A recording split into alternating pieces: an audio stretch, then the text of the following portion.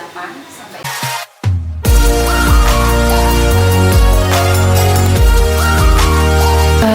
biasanya emang aktivitas sehari-hari di sini langsung pagi langsung ke sini. kalau saya ada waktu saya kesini karena saya sering juga Pergi-pergi keluar kota. Iya, ada juga pameran. Besok ini saya mau pameran ke Malaysia. Ya, pertengahan. Diminta sama atas perdagangannya Indonesia di Malaysia. Ya, ada acara nih khas Malaysia International Halal Showcase. Itu kayak kerja sama Indonesia atau gimana Bu itu? Jadi di sana pameran internasional besar, terus Indonesia ada Indonesia Pavilion. Sendiri, terus Ibu kepilih. Saya terpilih alhamdulillah untuk ikut acara Masya ini. Allah, itu hebat banget Ibu. Soalnya saya pas nyari-nyari di alamat Ibu ada nyaut ke linknya webnya siapa gitu, saya lupa. Terus itu kayaknya Ibu udah itu juga ya Bu, mau ekspor atau udah ekspor? Sudah. Oh, udah ekspor? Iya. Nah ini alhamdulillahnya besok itu pas di Mihas kami juga ada MOU dengan salah satu perusahaan Malaysia. Wah, Masya Allah, keren banget ya. Makasih banyak ya Bu waktunya, saya bisa ketemu sama Ibu. Masya Allah, berbagi ilmu Ibu. Iya. Ini pertama-tama Ibu awalnya dari hobi atau dari apa? Enggak sih, maksudnya ya awal-awal itu saya nggak kepikiran justru ingin bisa menjadi seorang wirausaha gitu ya. Jadi dulu itu saya kerja selama hampir 25 tahun. Dari sejak saya lulus sekolah sampai saya sudah punya anak 3, saya tidak pindah dari satu perusahaan. Fokus terus nih. Terus di situ zona nyaman ya Mbak, namanya aja. Ya, zona yang beneran nyaman lah. Kerjanya di bidang food juga atau enggak? Beda banget lah, beda banget. Iya, jadi dulu sih saya bagian keuangan. Nah, terus setelah anak-anak sudah besar, suami saya sudah mulai protes nih. Kok sudah terus? Sibuk nih. Kapan nih ada waktu buat anak-anak? Gitu. Ya sudah, gitu. Berarti saya memang harus resign kan. Masih saya besok aja aku mau ngapain kalau di rumah udah biasa ya puluhan tahun gitu saya berangkat kerja pagi pulang sore gitu terus tahu-tahu harus di rumah terus kan nggak bayangin betapa bosennya gitu. Terus suami saya udah usaha apa. Nah, mulai dari situ saya mulai berpikir usaha apa ya.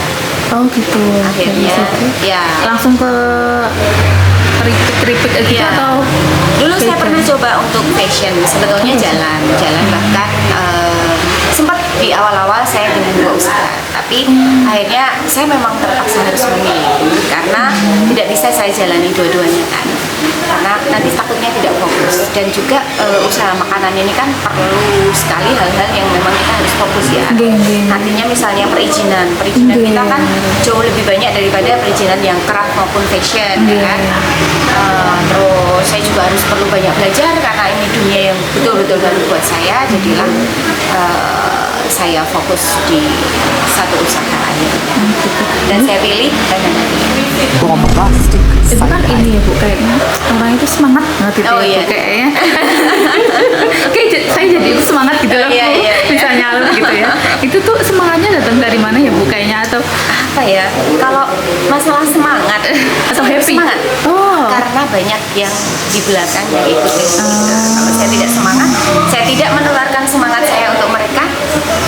Apa jadinya ya kan? Biar mereka tidak semangat, berarti saya harus semangat dulu.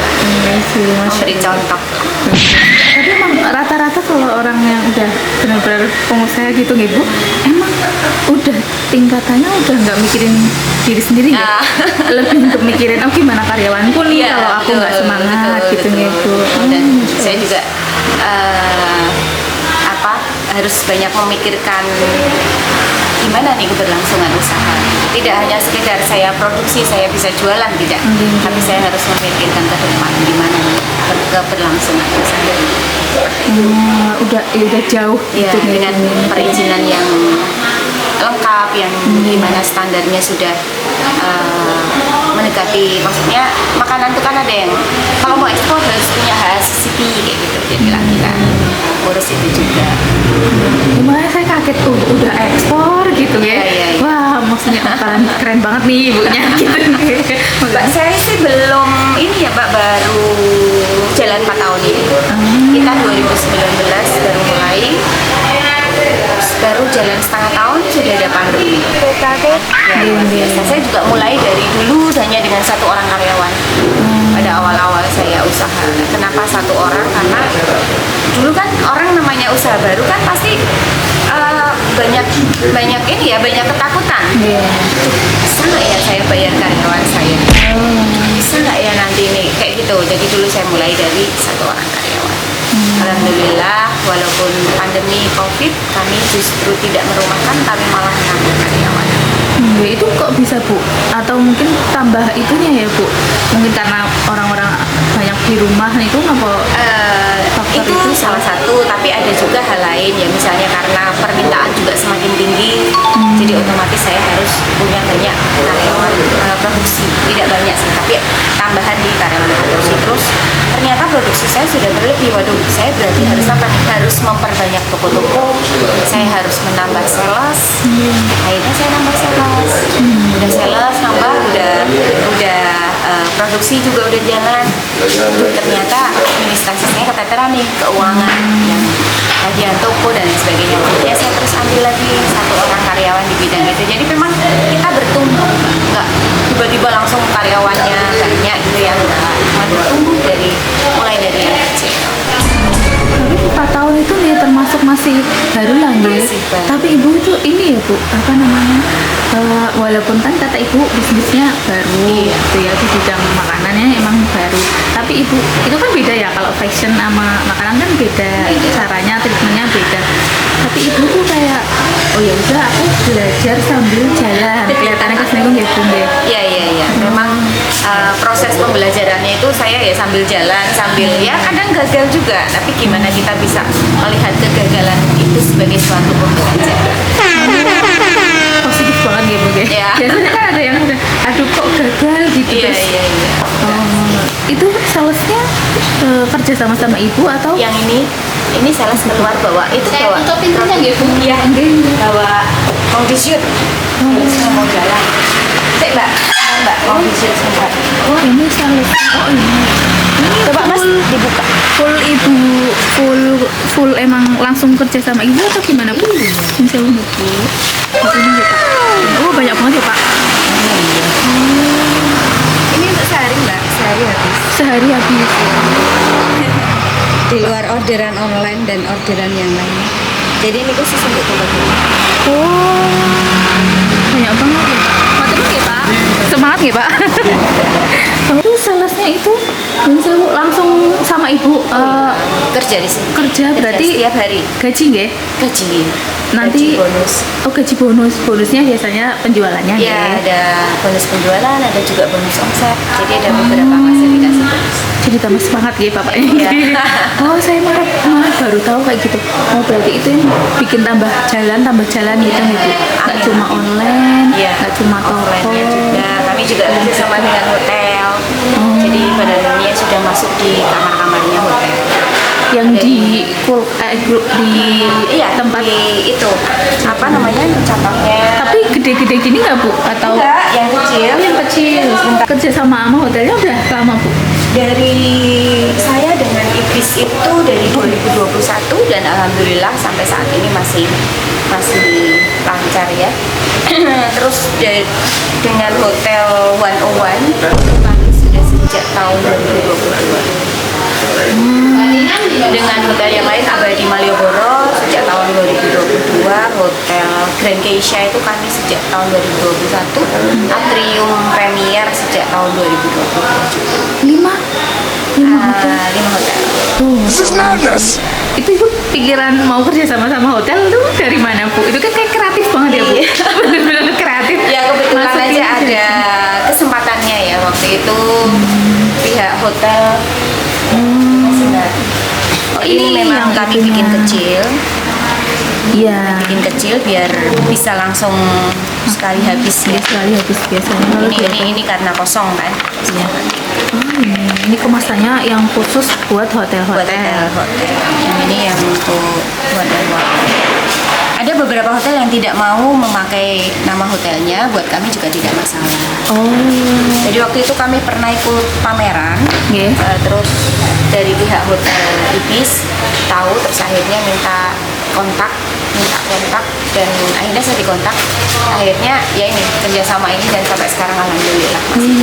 Itu untuk hotel-hotel lainnya ibu yang nawarin atau?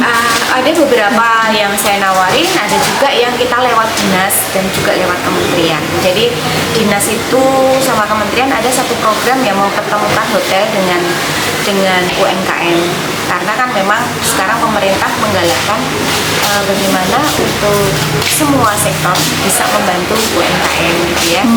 Jadi memang disarankan, jadilah kami dipertemukan di salah satu acara. Akhirnya ada beberapa yang deal, cocok dengan produknya di hotelnya gitu. Kami juga ada di beberapa pojok UMKM hotel, jadi biasa ada di lobby. Di lobby. Ini standarnya ikut hotel juga apa? Enggak, standarnya tetap standar Oh, kami. tetap sini. Tetap standar kami. Gimana nanti standar kami yang masuk ke hotelnya mereka. Berarti sama dong Bu, yang dijual di toko-toko sama yang di hotel sama nggih? Sama. Tapi kan cuman ukurannya saja. Dalamnya, rasanya dan lain-lain sama gitu. Oh, Masya Allah Bu. Surga barokah gitu. Kami kan nggak hanya keripik saja ya Mbak, kami juga punya granola. Nggih, saya juga lihat itu. Wah, jarang nih yang Ya. itu granola. Ini granola untuk sarapan sehat. Terus kami juga produksi tepung pisang Oh, Masya Allah. Iya, buat hotel ya. yang udah ada isi bunga. Tepung pisang, yaitu karena banyak pertanyaan ini bisa buat apa ya Bu? Cookies granola dari tepung pisang ini yang dapat beberapa penghargaan nasional. Ya, soalnya kreatif banget kayaknya. Itu Iya kan? inovatif. Iya, inovatif banget. Jarang, langka nggih yang Iya. itu. Oh, bisa buat itu. Berarti tepung pisangnya itu bisa buat Bahan roti, bisa buat bahan cookies, bahan cake. gorengan gitu bisa Bu. Kalau gorengan, kecenderungan tepung pisang itu kalau dia kena panas itu akan berwarna coklat. Oh. Jadi kalau untuk gorengan nanti kesannya kayak gorengan kita kayak gosong ya. Oh, nggih. Padahal sebetulnya tidak, memang karena warnanya. Karena pisangnya Jadi itu nggih. pisang itu kan mengandung satu apa ya, enzim atau apa yang berwarna coklat. Cuma kalau misalnya kita pisang diletakkan aja, paling kan Nggih. nggak lama juga dia akan berubah warna Nggih, coklat. coklat. Nah, tepung juga demikian. Kalau dia dipanaskan dia kan berubah warna agak coklat.